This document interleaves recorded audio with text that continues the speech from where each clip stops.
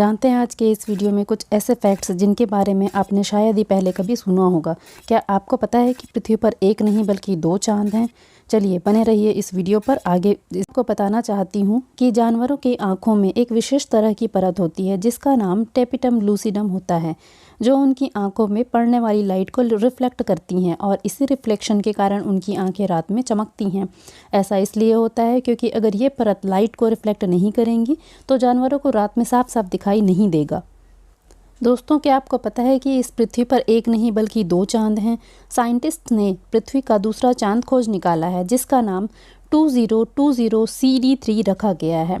तो वही इस चांद के साइज़ की बात अगर किया जाए तो इसका साइज़ एक कार के बराबर है।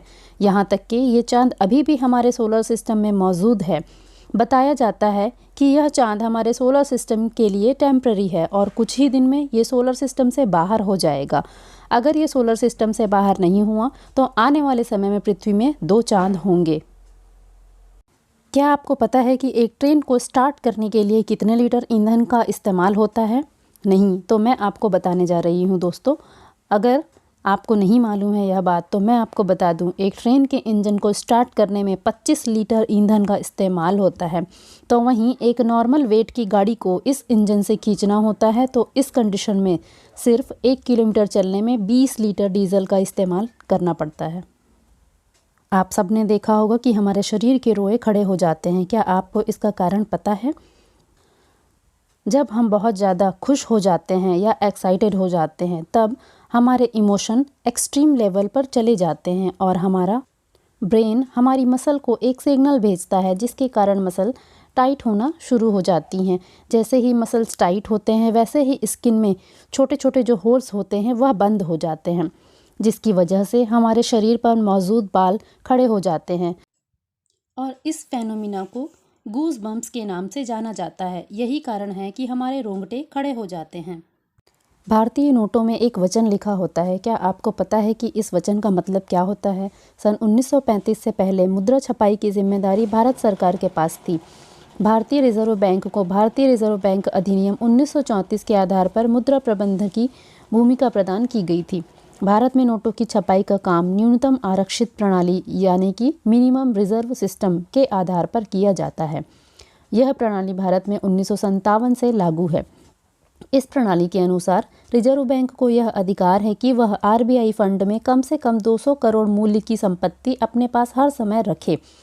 इस 200 करोड़ में 115 करोड़ का सोना और शेष 85 करोड़ की विदेशी संपत्ति रखना जरूरी होता है।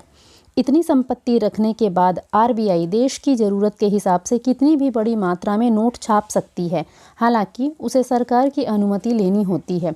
मैं धारक को 10, 20, 100, 200 या 500 रुपये अदा करने का वचन देता हूँ। इस कथन का मतलब क्या है?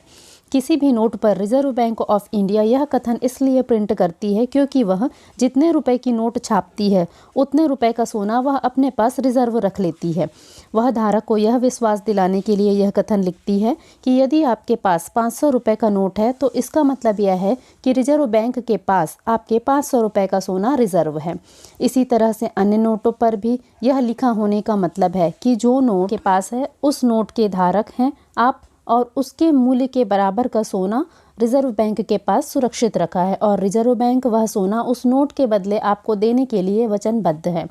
RBI 200 करोड़ की यह संपत्ति इसलिए रखता है ताकि नोट पर रिजर्व बैंक के गवर्नर की शपथ, मैं धारक को इतने रुपए अदा करने का वचन देता हूँ, इस बात को निभाया जा सके। किसी भी परिस्थिति में जैसे कि गृह युद्ध, विश्व युद्ध या फिर कोई भयानक प्राकृतिक आपदा या फिर मंदी में RBI डिफ़ाल्टर घोषित नहीं किया जा सकता है। जिसके हाथ में भी यह शपथ वाला नोट होगा उसको उतना भुगतान करने का दायित्व RBI का है। Thank you for watching this video. Subscribe for more videos.